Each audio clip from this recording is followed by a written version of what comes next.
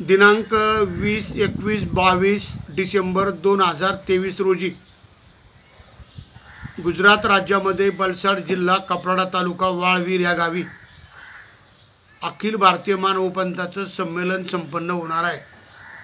तसेच गीता जयंती त्या ठिकाणी साजरी होणार आहे।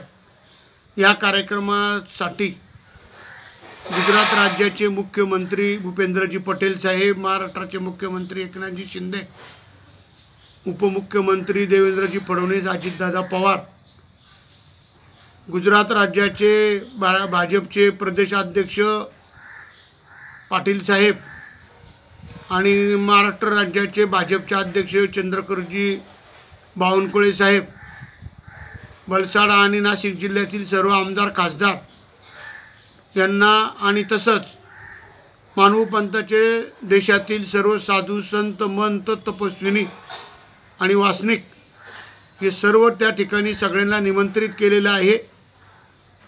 हे सर्व त्या ठिकाणी उपस्थित राहणार आहे।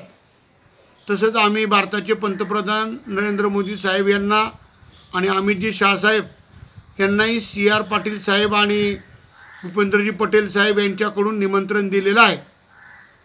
हा कार्यक्रम घेण्याचा गुजरात राज्यामध्ये हेतू एवढाच आहे, परब्रह्म परमेश्वर श्री चक्रधर स्वामी यांचा वाडा, यांचं जन्मगाव हे भरोच हे आहे गुजरात राज्यामधलं।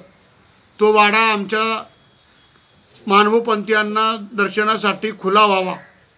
तसंच पालघर जिल्हा असेल, वलसाड जिल्हा, डांग जिल्हा, नाशिक जिल्ह्यातील त्र्यंबकेश्वर, इगतपुरी, पेठ, सुरगाणा, कळवण या आदिवासी अतिदुर्गम भागामध्ये हजारो आदिवासी समाज बांधवांनी उपदेश घेतलेला आहे, म्हणजे मानवपंथ स्वीकारलेला आहे।